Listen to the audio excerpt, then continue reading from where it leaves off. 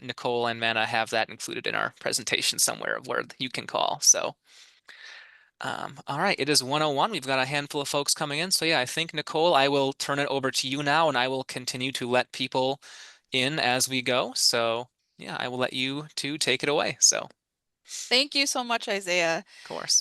So my name is Nicole Morgos. I'm a lead attorney with Southern Minnesota Regional Legal Services, or you might also hear SMIRLS for short.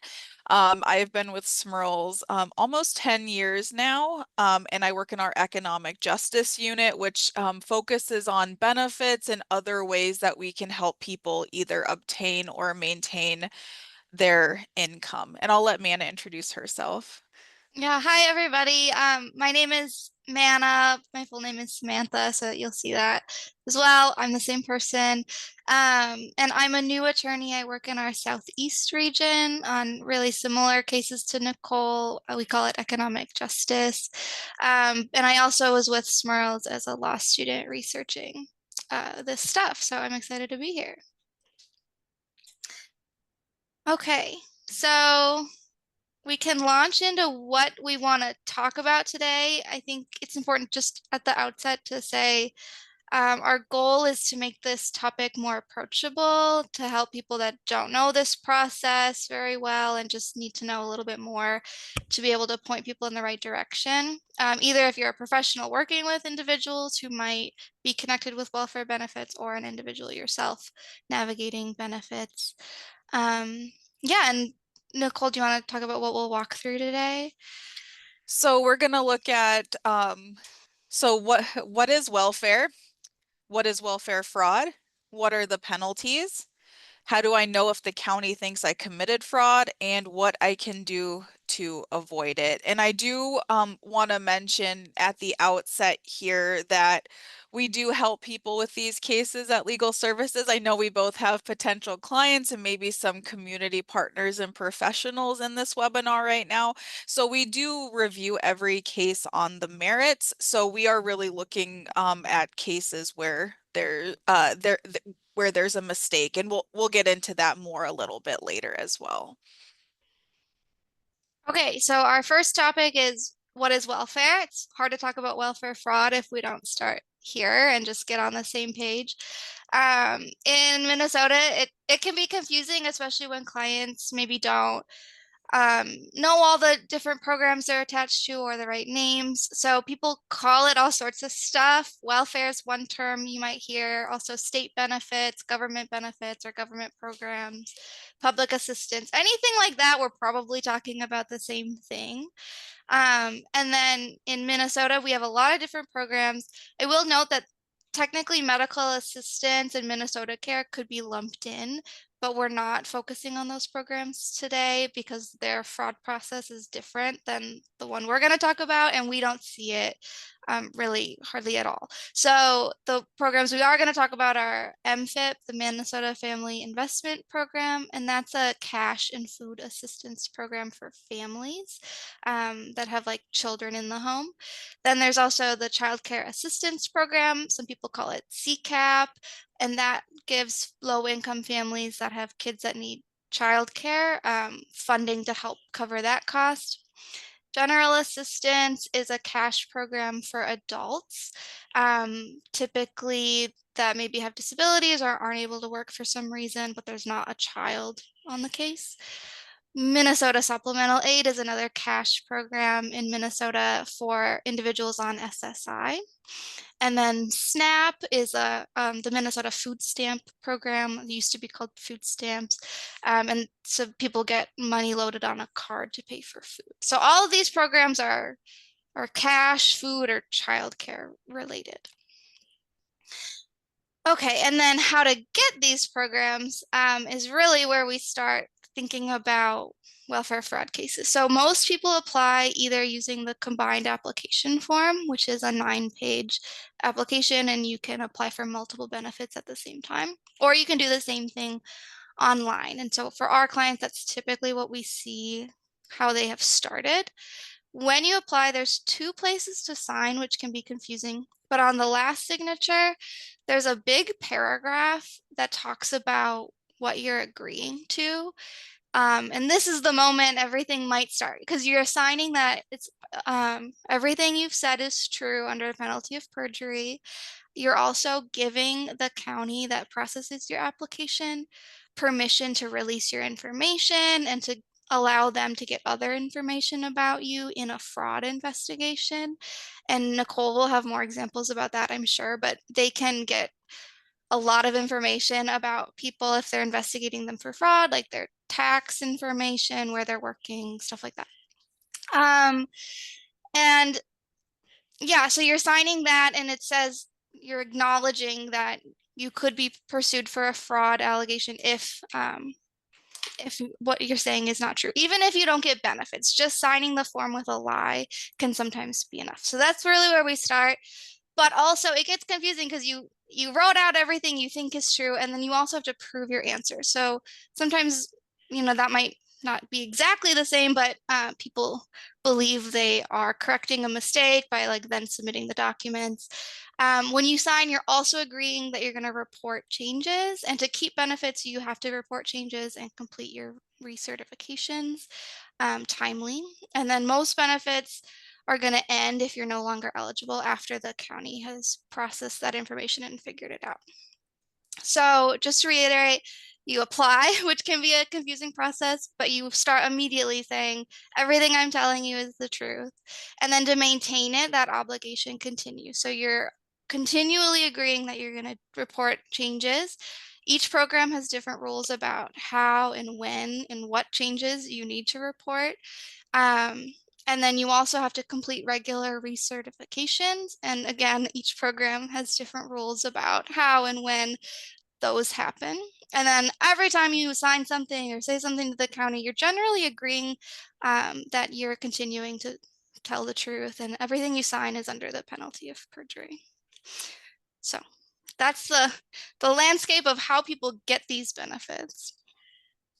So I'm going to talk about before we get into like talking about the fraud piece of why everyone's here, I want to talk about some common barriers that people may experience when they're going through this process of applying for benefits that Manna just went over. So language barriers, we have many people we work with who have limited English proficiency, or English is not their first language, or maybe they don't know English at all, and they may not be able to read or write in their native language either. There could be educational barriers, mental and or physical disabilities, cultural barriers. They may not have a support system.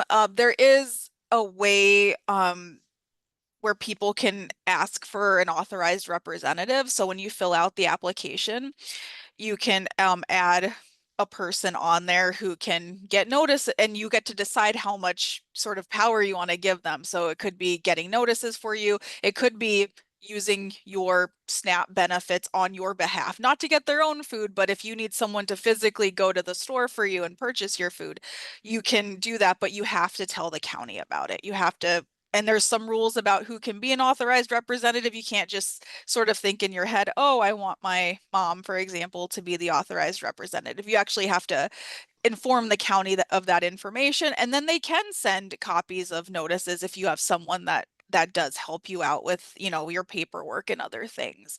But again, too, that person could potentially be eligible for fraud as well if they are providing information about you that's not truthful.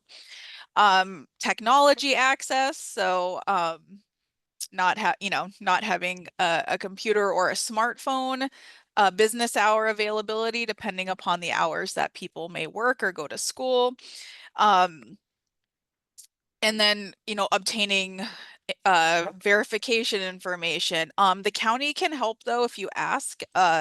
They'll have you sign a release though so that they can get the information that they need, all of those verifications that Manna talked about earlier. So they can help get that for you. And I want to mention, going back to that authorized representative piece, it can be anyone as long as they fit the requirements. It doesn't have to be someone who has a power of attorney or a guardianship or a conservatorship. It could be a friend who I trust to help me with things. So here's some of the barriers we see, but let's go into next about what is welfare fraud. So it's when someone lies or withholds information on purpose to get government benefits. And this can start right at the application. It could happen any time during the process. It could happen at application. It could happen at recertification. It could happen during the time that you have benefits because something has changed. And it's also referred to as an intentional program violation, or we tend to say IPV, and that's what's written on the form, and we're going to get into the form a little bit later. But the biggest thing here is that this is not a mistake or an accident. It's something that is done with some sort of intent. So let's get some examples of what welfare fraud is, now that we kind of defined it a little bit. Saying you don't have a job, but you do have a job and you are earning income when you fill out your application or any of your other paperwork. Not reporting child support you receive or spousal maintenance you receive. There's a difference here if you're supposed to get child support or spousal maintenance and you're not actually getting it. So you'll want to make that part clear. So maybe you're ordered to receive a certain amount, but you're not actually getting it. And that's something that you'd want to make sure that your worker knew. Intentionally withholding information about your assets, your income, where you're living. So you get a new position at work, you get a promotion, so you're earning more income. Failure to report moving in or having someone move into your home. Or and those are the cases that we tend to see a lot. Are the ones of where if it is someone living in the household or not. And the county may say they are, and we may be hearing that, no, this person's not actually living here. Attempting to obtain benefits in multiple states. So we've seen this with SNAP or food benefits specifically. If you get, have two cards and you get them in one state and then you go and get them in another state at the same time. And then knowingly receiving more benefits than you are entitled to receive, that can be a little bit tough because I know the calculations are complicated for me in figuring out how much should someone be getting or not getting. So knowing what that amount can be and what you're entitled to receive can be difficult to know. And I do want to note, so failing to report someone moving in, you can still have visitors at your house. It's just the difference is a visitor versus someone who's actually living with you. And again, this is kind of where we go when we screen the cases of the people who come to us with these issues on the merits and whether we decide to help with these cases or not. So what, if this is what examples of what welfare fraud might be, what is it not? Yeah, I can jump in on that. So this is where most of our work is with these cases, is if somebody has an argument about they're accused about fraud and there's something where it wasn't on purpose, it was a mistake, that's where we can get involved. So like Nicole said, a simple mistake such as not reporting new information because you didn't understand the rules is not fraud because it's not on purpose. And the thing with all of these programs, especially since families often have multiple benefits all lumped together, is it's really confusing, especially knowing the exact dollar amount of what you're supposed to be receiving. The calculations are complicated. People don't always know what changes in their life impact their benefits. Some income counts, some doesn't, some assets count, some don't. So people can just legitimately be confused about what they're supposed to report. We definitely advise that when in doubt, report, but it is confusing, and justifiably so. And then also all those barriers Nicole talked about could be reasons why people aren't understanding the rules or not able to navigate this very well. So some examples we thought of what's not real welfare fraud would be reporting a change about your situation to your childcare worker, but not your MFIP worker because you didn't realize you had to be reporting it twice. And we see that sort of stuff a lot where somebody really thinks they did report a change, but it didn't go to the right person or the right agency within the county. Another example is not reporting PCA income. So that's like personal care income because you're caring for an adult child and you believe the county would already know since the county runs the PCA program. That's similar. We see that pretty frequently where somebody's like, well, it's the county that decided my child that I'm caring for is eligible for this program. So don't you think they would know how much income I'm getting? But it's separate. And so people just get confused about what the county might know or not know. So again, it's best to report. And then another example is somebody's tried reporting by leaving messages for workers and they're not hearing back. We also do see that. And so it's kind of evidence that you're not doing it on purpose. You did try to report, but there was some sort of issue with how that happened. And so an overpayment or a mistake with your eligibility was made. So although all of this might not be welfare fraud, it still might result in an overpayment. And I'll talk more about that in a little bit. Oh, and I don't know if we mentioned it at the beginning, but if people have questions, you can put them in the chat or we can do them at the end. Nothing too like client specific.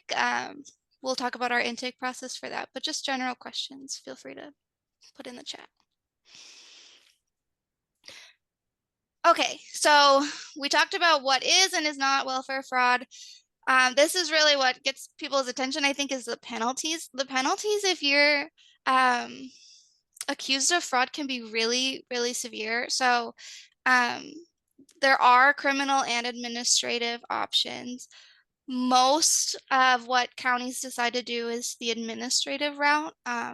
So we don't see a lot of criminal cases, and also SMERLS doesn't do criminal defense work, but we don't see that the counties are typically pursuing this in a criminal case, but it can happen. Administratively, what counties typically try to pursue is it's called a disqualification. So it's a period of time where even if you're otherwise eligible for benefits, you can't get them. So for a first violation, it's a whole year. You're disqualified from receiving that benefit. Second violation is 2 years, 24 months. And then the third violation is a permanent disqualification.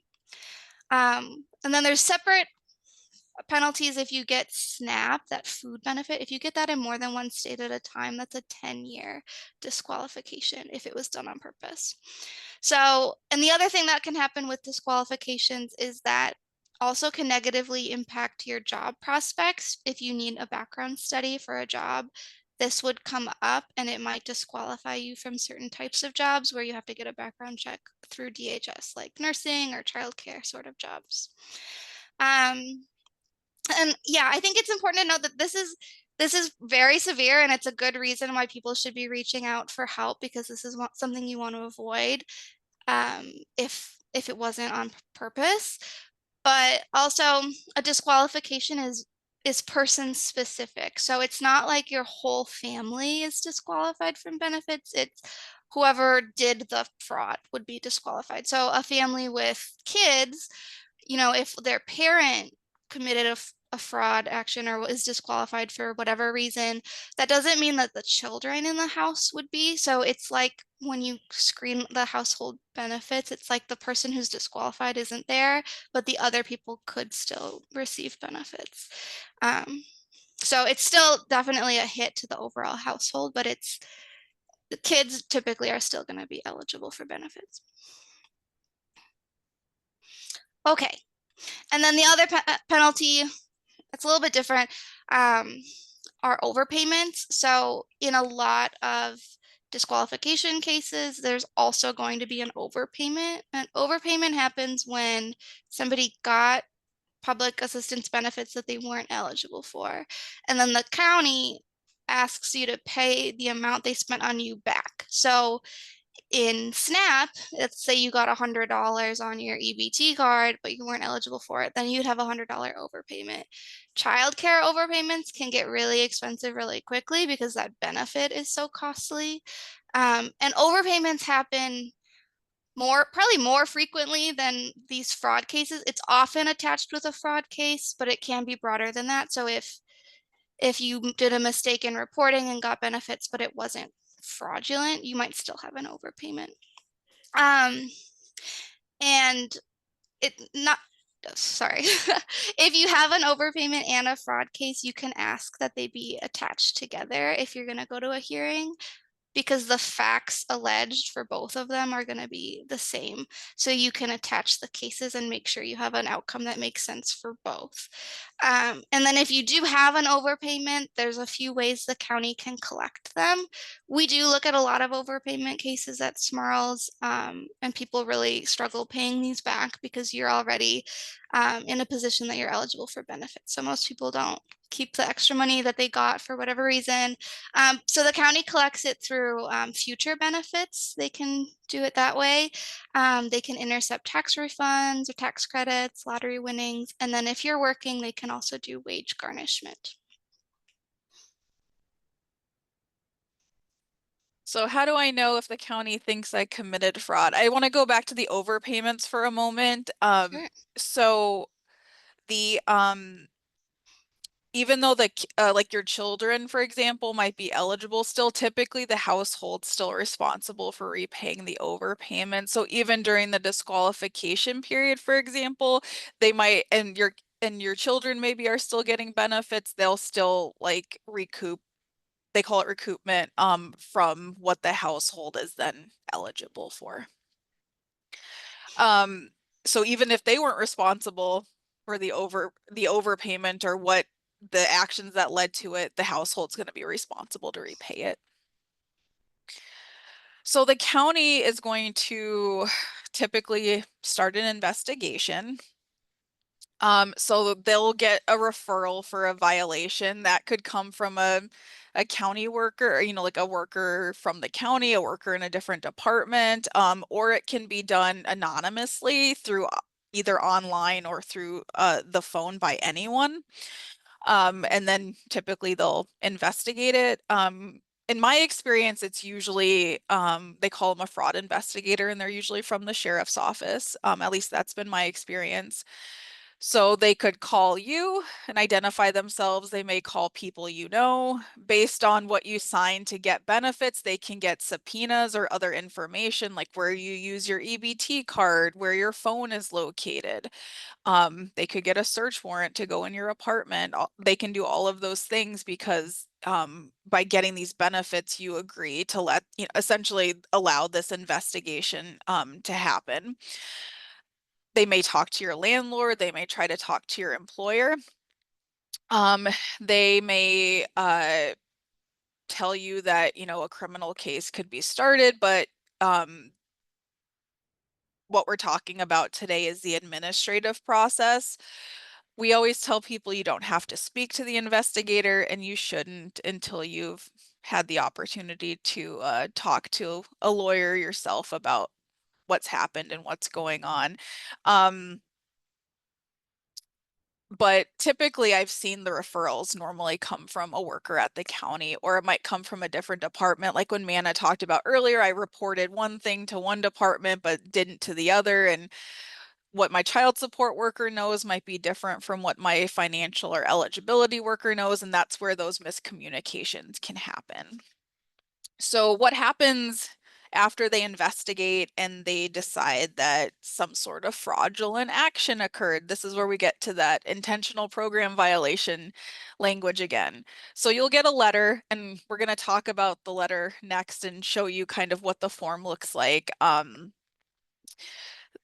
Before letter, we go, Nicole, yep, I actually do have our first question. great. Yeah, it's do recipients need to report just a few examples, money from garage sales, plasma donations, family member paying recipient's bill, for example, rent, buying diapers for me, etc. What do you think about things like that? So there are, like Amanda mentioned earlier, there are different reporting rules for different programs. And later on in my presentation, I do say, if you're not sure, report it. Some things are not included, so it might be you report something that isn't included as income, but pretty much you need to report most everything. And I think that's the safest way, especially if you're on different programs and different programs have different requirements. Report it, and then the worker will tell you what sort of effect it would have on your benefits. Because sort of like, I mean, even selling something at a garage sale, that would be income to you if you're earning income. So I would say it needs to be reported. Okay. Great, thank you. So the letter that you get, it'll explain what they think you did wrong or what you lied about, and the evidence that they have to support their position, you have the right to waive a hearing, which is the big thing we're going to talk about when we get into the form. I tell people we tell people not to sign it until they've talked to someone. If you don't sign the form and do nothing, a hearing will be scheduled. That's one of the few places where that actually happens. Like if you just have an overpayment or you disagree with how they calculated your benefits, nothing, you're not going to get an appeal hearing unless you actually go and file an appeal and say you disagree with it. But in this circumstance, like if you got this form and you ignored it and you did nothing, they will schedule a hearing. What if you sign the form and say, I waive my right to a hearing, and then you change your mind and decide, no, I don't, I wish I didn't sign this. So Minnesota does have a revocation process. So you can revoke it or take it back. Either before the disqualification would go into effect or within 30 days, whichever date is sooner though. So let's say you sign a form today, but it's going to go into effect, the disqualification is going to go into effect on October 1st. You would only have about a week to withdraw it as opposed to if it was earlier in the month. But you do have the right to revoke it. So let's look at the form a little bit, which we have two different slides on this. So I'm going to focus on this slide on the first page, and then on the second slide, I'm going to focus on the second page in this waiver hearing request box that we tend to focus on. So at the top there, it'll have, all of your personal information. It'll have who the head of household is, if there is, your case number, what county it's in. It'll tell you what programs they looked at. So that's those programs Manna talked about earlier. They'll write in there what they think that you did wrong or what information you gave that was incorrect or you failed to give them. Proof, they may write proof in there. Sometimes they often do a separate like summary of their investigation. They might just say, see that document and have that as a separate investigative document. So under that, then we get to the part of what are they disqualifying you for and for how long. So they'll check boxes. There could be multiple boxes. Some benefits require disqualification from others. I'm not going to get into all of that today, but they will check off the boxes that they think that you should be, the programs that you should be disqualified from and for how long. So as you can see, 1 year, 2 years permanently, or for SNAP, you have that 10 years for the duplicate assistance. It does say if you want legal advice, you can contact your local legal aid office. And for the 33 SMERLS counties, that would be us. Then it gets into the waiver portion. So to waive it, complete the back of this form and return it, and they'll put a date in there usually.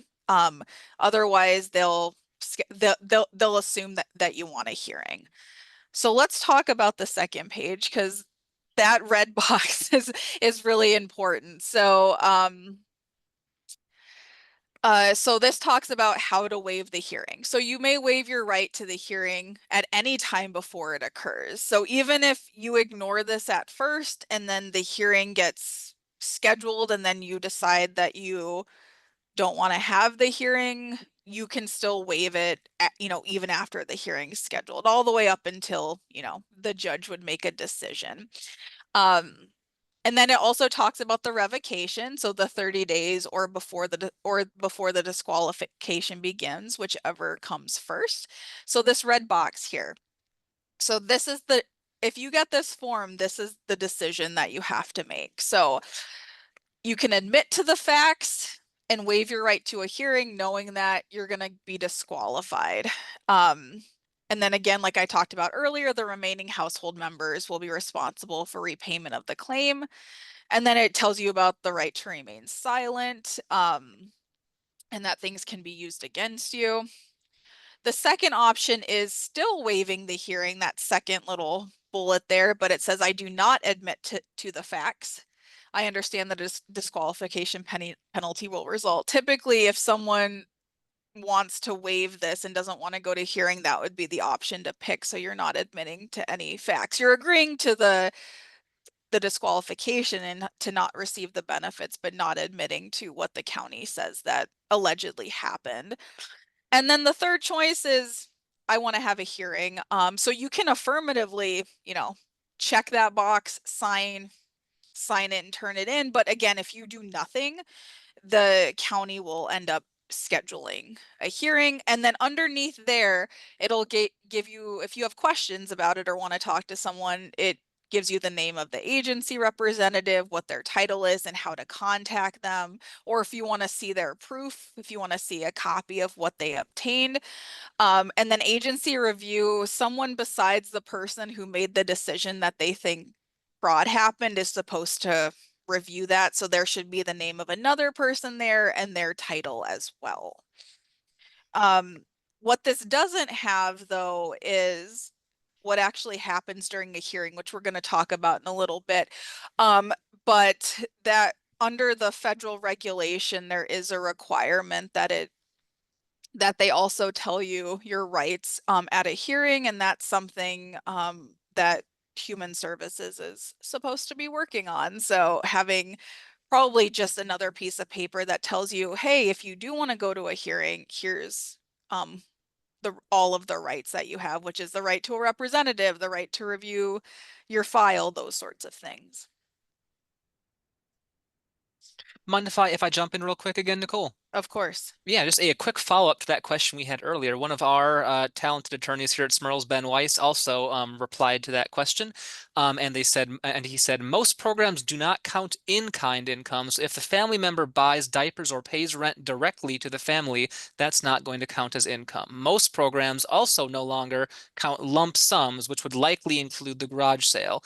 If the recipient donates plasma regularly, that will be considered income. As Nicole said, it's safest to report, but it may not affect your benefits. Thank you very much, Ben. Ben is one of our very experienced senior attorneys, so thank you so much, Ben. And so yeah, and that makes me think like the garage sale, it would be different if you had like if you had an Etsy shop and then you were kind of, selling on a consistent basis, but that's a good point with the lump sums if you have like a garage sale like Yeah, I can see lots of one time a situations year. kind of varying. Yeah, Thank you, Ben.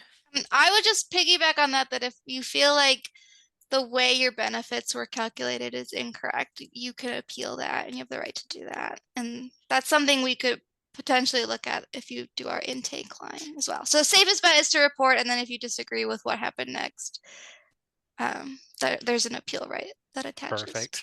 Thanks, everybody. So we're going to spend a little bit of time talking about the hearing now. Sorry, wait, before we do that, I was thinking about this form that Nicole just told us all about, and Nicole, correct me if I'm wrong, but I feel like we get a lot of clients that have already signed this form and then didn't understand it, and then that's why they called us. Do you want to talk about that sort of situation? Yeah, that happened sometime. I helped someone revoke a waiver before and we were timely, so we were able to do that. But we've had other clients call and they signed the form and it was too late to revoke it. And not to get into the weeds too much here, but there is a federal law that we have to follow when looking at this. And one of the things with that is once it's too late to take back that waiver that you signed, we can't go back to the appeals office, go and try to get a hearing later. We have to go to a different kind of, go to like a court of appeals or a different kind of court. So it makes things much more complicated. But so it's best to not sign the form. Or if you did sign it and then calling right away to say, hey, I just signed this and I don't know that I should have or wish that I didn't. And what can I do now? Because we have less options the further that it is from when this waiver form has been signed. Thanks. So what happens at a hearing? So you're at the point where you didn't waive your right to a hearing, or you revoked it with enough time, and now you're gonna go through this hearing process. So it's gonna be over the phone or video conference. I've had one, Manna and I did one over video, but typically it's over the phone. In that circumstance, the county's representative wanted it to be over video. So and Human Services uses WebEx, so that's probably what it would be if you decided you wanted a video hearing. You're given notice, it's at least 30 days. And usually when you get the notice of hearing, you'll also get a huge stack of documents of what the county is going to rely on to say that there was some sort of intentional program violation, some rule breaking that happened. So usually you get the hearing notice with the date and time, and then you might get, 100, 200 other pages of the investigation that they did. You can ask for the hearing to be rescheduled if you're trying to get a lawyer or you just need more time to prepare. You have the right to review your file before the hearing, and this means your entire file, not just the part of it that the county sent, the part that they're going to rely on, but you have the right to see the rest of your file as well. You can bring a lawyer, witnesses, other evidence that supports your position. Usually if you want anything in writing, you'd want to submit that beforehand. Human Services now actually has a handy online tool to submit documents for appeal hearings beforehand, so you don't have to worry about trying to fax it, because that can both be expensive and not reliable. So you'll want to have that stuff ahead of time, but witnesses you can bring with you, or at least have their phone numbers so you can tell the judge who to call during the hearing. And the county will likely have their own witnesses as well. They may have the county attorney representing them. They might have a fraud investigator representing them, or they might have another supervisor or someone else within the county representing them. And that person who's representing the county has the opportunity to ask you questions. So if you're the one appealing, they can ask you questions. They can also ask your witnesses questions. And the same goes for you. You get to ask their witnesses questions as well if you have any. You get to receive benefits until the judge makes a decision. So as long as you're otherwise eligible, like income and other eligibility requirements are met, you're able to continue to receive benefits. Because the judge will issue a written decision. So you won't go to hearing and get a decision. I know that frustrates people when if I'm preparing for a hearing and I say, no, you're not going to find out that day what happens. And part of the reason for that is that the human services judges are making a recommended decision that someone else is going to review. So they could sign off on it and say, yes, we agree with this recommended decision, and that becomes the final decision. Other times they may disagree with the decision or parts of the decision. And then there's some other steps that happen along with that. So unfortunately, even when the hearing is over, you're going to have to wait a little bit for for the decision to come, but luckily your benefit eligibility would remain. And again, as Manna said earlier, if you have an overpayment that can be combined into one hearing, that's typically what we would do, especially if we're talking about the same set of facts. People usually don't want to go to one hearing, let alone two. So being able to, sort of, and people are busy. So to save everyone's time and just to do everything all at once, it usually makes sense to have it combined into one hearing. The hearing might be a little bit longer because you have to go into sort of the calculations and is the overpayment right, along with the fraud information.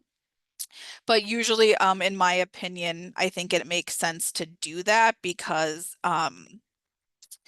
you don't want to have to go through this everything again just to talk about the other part of the case.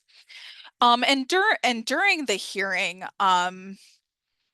you will get the exhibits usually ahead of time. So any of the documents, any of the paper that's being talked about, because at the beginning, the judge will go through everything that they have and talk about what all the exhibits are and what's going to happen during the hearing, and how long are they usually? That really depends upon I had one with an interpreter that went a really long time. It was about 5 hours, I think.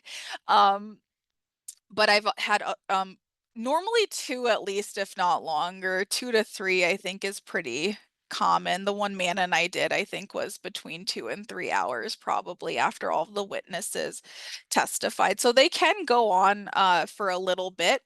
And the other thing to remember too is that the judge in the case can answer questions. So if you've ever had like a court experience before, like in a courtroom with a judge, this is more informal than that. So the judge may interrupt me and ask a question, or they may wait till the end and ask a question, but it's not uncommon for the judges also to ask you a question about, what happened, or to clarify anything that they might not understand. But the important thing to remember is that you do have the right to have this hearing and not to sign that waiver form without talking to someone who can kind of go over everything with you, and whether waiving the hearing is the best thing to be done, or if there's maybe an argument to be made to go forward at the hearing. So do you have anything to add, Manna? Um, yeah, I guess I would just kind of add to why this hearing is important is that the county has to prove what they allege about you, which is different than when you apply for benefits or have an overpayment, where it's kind of reversed and you have to say, no, I'm really eligible and here's my proof. This flips it, and the county, the penalty that you're facing is really severe. And so these cases are taken pretty seriously, and the county has to put the work in to prove what they say you did. And so making them do the hearing, I think, helps with that and preserves a little bit. So yeah, hearings are intimidating for sure, but if you're in this situation, they're good for that reason. Thank you, Manna. And that makes me think of, so we're not going to get all into the burden of proof here Yeah. during this presentation, but a lot of people know, think about a criminal case, right? And Manna did mention that these can be criminal cases. So usually if it's a criminal case, it'd be wrongfully obtaining public assistance, and that's a felony. And at that hearing, if you're charged criminally, there's, a beyond a reasonable doubt, right? They have to prove it beyond a reasonable doubt that you wrongfully obtained public assistance. For this hearing, it's what's called clear and convincing evidence. So it's kind of in the middle. So it's not beyond a reasonable doubt, but it's also not the lowest standard that there is either. So it can be helpful that there is a little bit of a higher burden of proof here that the county has when they say they want to disqualify you for breaking the rules and not receive benefits for a certain period of time. So what can you do though? How to avoid this so you don't have to go to the hearing, so you don't get a notice of intentional program violation. Know your reporting requirements. So and thank you to Ben in the chat for helping with that as well. But different programs have different requirements. There are different requirements for different people within certain programs. So even if you know someone who also gets the same benefit as you and they monthly report, maybe you are a change reporter, and maybe so there's different reporting requirements. So it's important, if you don't understand that, to ask your worker to verify, what are my reporting requirements? When you apply for benefits, you are going to get a bunch of paper about what your rights are, what your responsibilities are. But if you don't understand it, say something, so that the county should be explaining to you what your responsibilities are and what those reporting requirements are. Household report forms, turning those in timely, not ignoring them is important. Reporting changes, like I said earlier, I think the safest bet is just to report if you're not sure. And report separately. So you might have to report something to your landlord because you have a Section 8 voucher. Or you might have to report to your eligibility worker, to your child support worker, to your child care worker, to whoever it might be, but reporting individually it is the safest choice because we can't assume that they're going to tell each other. They might tell each other later when they say you didn't report something and that the child support worker knows about it, but someone else doesn't know about it. And so it's best just to report it, and then they'll figure out, is there going to be a change in benefits or a change in eligibility based on the report that you made. Asking for an interpreter is really important if you yourself or you work with someone who English is not their native language and they'd prefer to communicate in a different language. The county needs to offer an interpreter. It may be an interpreter on staff if they have someone, or it could be using, language line to communicate with you and letting you know. There are some forms that are available in other languages, and when they send you notices, they send out, or they're supposed to send out sort of a language block that says it, it has a list it has a list of a bunch of different languages and how to contact somebody for help. You can contact legal aid or another lawyer for advice if you're concerned about welfare fraud. A lot of times the people I've talked to might be they haven't gotten that notice of intentional program violation yet, but they had an investigator talk to them, or they had a friend or family member who said, hey, someone came and asked me about you or asked me about your work. And so someone might be starting to look around, but they're still investigating and they haven't made a determination yet. So we have had people come in at that point before the county has made a determination. And again, don't waive your right to a hearing without speaking to a lawyer first. And reporting, I want to go back to reporting because we've often heard people, and Manna mentioned this earlier, that I called or I tried to call the county and I couldn't get through, or I left a voicemail, and that can be really hard to prove after the fact if the county is going to say, well, we never got a voicemail, or we didn't get the email, or we didn't get, the information that you said that you reported. So reporting in writing, if you have the ability to go to the county office, you can report in writing and you can ask for a stamped copy of whatever you're reporting. Or if you're bringing in pay stubs or other information, you can ask them for a stamped copy. My experience lately has been that a lot of the eligibility or financial departments at the different counties are doing a lot more via email, and they have kind of a generic email box where, people can submit information. So that'd be another good way, so long as you keep a copy in your email box of the email that you sent out with the information that you sent out. Because it's really helpful to be able to say after the fact that, oh, I did report this information to you. If part of the claim is that they're going to say that you didn't report it. And again, you'll, like Manna said earlier, you'll get a notice of benefit change and you can appeal that decision. So let's say you reported something and you didn't think that it would have an effect on your benefits, or don't think that it should, then you can, call us or call another lawyer. Make sure you keep copies of the letters you get because we always need to look at them. And we can take a look and, look at the rules and say, yeah, the county, calculated this, appropriately, or we can determine if we think that they didn't. Anything to add there, Manna? No, I don't think so.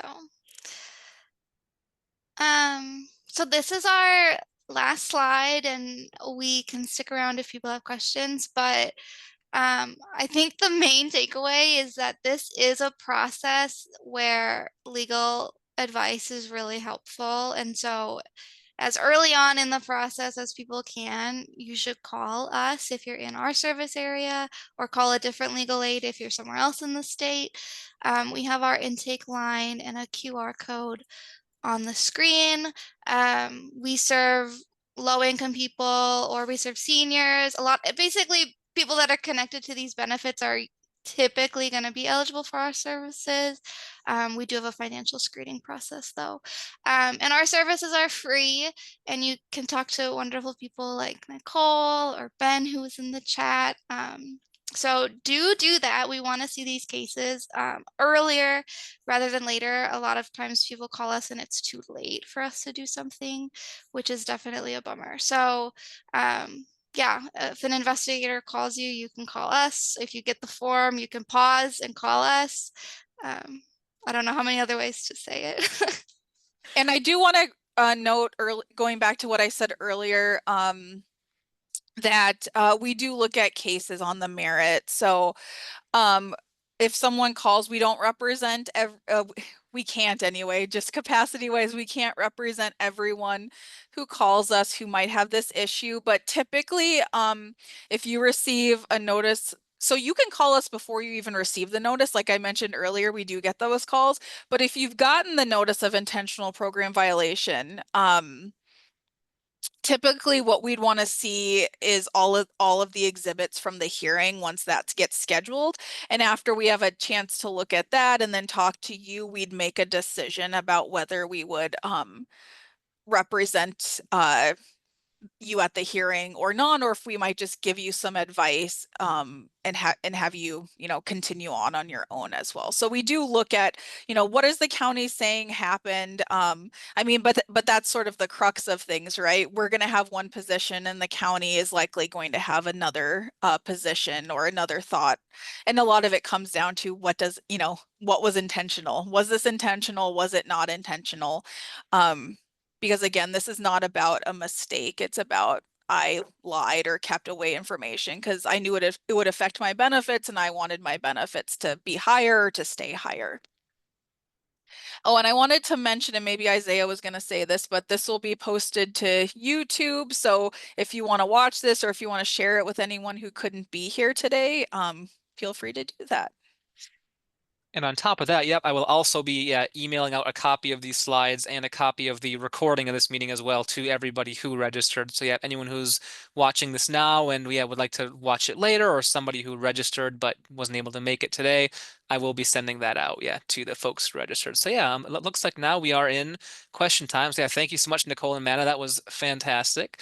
So yeah, if anybody has any questions they'd like to put in the chat, now is the time. We'll give it a few minutes here for folks to type. Otherwise, if you don't have any questions and want to get back to enjoying this pretty nice fall day, you are welcome to head out now. But yeah, if you have any questions for us, go ahead and type it in the chat. We will give it a minute here. So.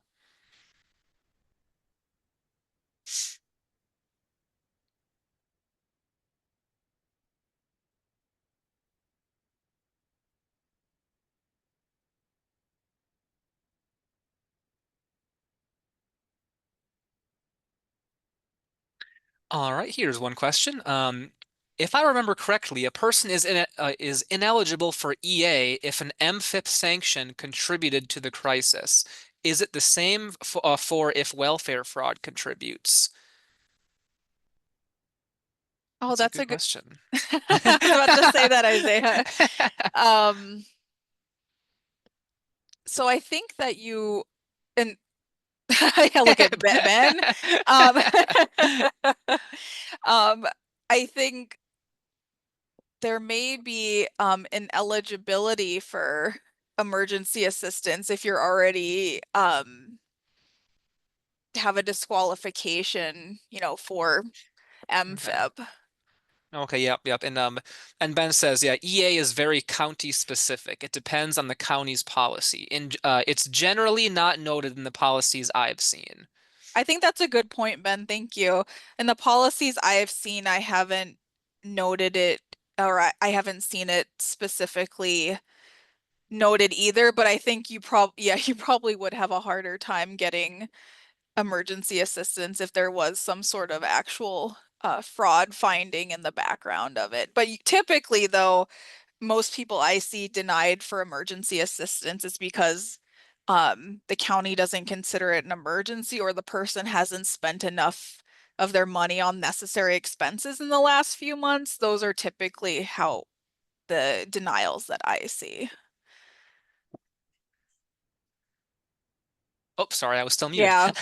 And Ben also added, yeah, I can see an argument that if someone is under a disqualification from MFIP or GA, that EA or EGA would be included in that. So, And yep. And then, that's what I was thinking too. And Kate, yeah, mhm. usually we have to email too. Some of them will put it on some of the counties put it on their website, but other ones don't. We typically have to reach out and ask for it so we can review the policy to determine if they, properly denied someone or if we think that there's an argument there. I mean, they should be sharing it, because otherwise a data practices request usually costs money, but that would be another thing to think about. You can email me though and let me know what county it is. She can email you, Nicole. Yeah, Kate has my email. Oh, she does. Oh, okay, Yeah. good. Okay, good. Good, good, good. Okay, perfect. All right. Good questions. We'll give it one more minute here. Let's see.